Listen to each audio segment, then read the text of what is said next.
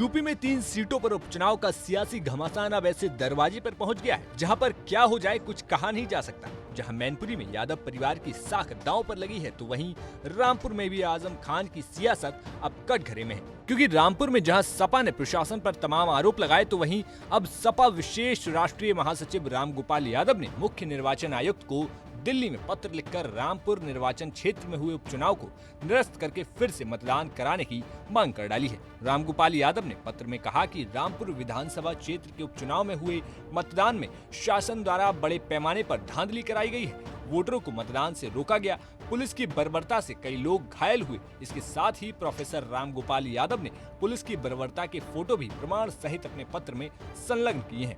रामगोपाल यादव ने कहा कि रामपुर में इस बार मतदान का प्रतिशत पिछले चुनावों की तुलना में काफी कम है, इसलिए रामपुर विधानसभा क्षेत्र में दोबारा मतदान कराया जाना चाहिए। अब जब राष्ट्रीय महासचिव ने ही रामपुर चुनाव में आपत्ति जता दी तो रामपुर में सपा प्रत्याशी आसिम राजा कहाँ चुप रहते, तो वे भी इस बात को लेकर अपना झंडा उठाकर मैदान में आ गए। रामपुर की विधानसभा के समीकरण की वजह से कभी यहाँ से सीट नहीं जीत सकती, लेकिन पुलिस की वर्दी के जुल्म के साथ सीट को छीनने का जो प्रयास है वो बड़ा शर्मनाक है। कल मतगणना है, हमने सारी शिकायत चुनाव आयोग को भेज दी हैं। ये पत्र हमारे पास है, चुनाव आयोग की नहीं,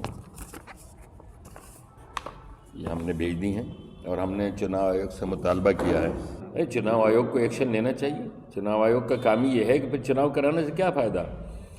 5% 6% पोलिंग करा के किसी, मैं आपको लिस्ट दिखाऊं, किसी मतदान स्थल पर जो नगर के मतदान है जो मुस्लिम बहुल क्षेत्र हैं, कहीं 5 वोट पड़े, कहीं 3 वोट पड़े, कहीं 6 वोट पड़े, कहीं 8 वोट पड़े। आप लोगों ने भी देखा होगा, देखा है ना, देखा है। तो ये चुनाव कहाँ है? ये तो गुंडागर्दी के जरिए लोगों को वोट के हक से महरूम कर दिया गया। तो अब गुरुवार को रामपुर में वोटों की गिनती है और ऐसे में देखना होगा कि इस पत्र का कोई असर होता है या फिर रामपुर में सपा झटका खाती है। रामपुर से आमिर खान के साथ लखनऊ से समर्थ श्रीवास्तव की रिपोर्ट, यूपी तक।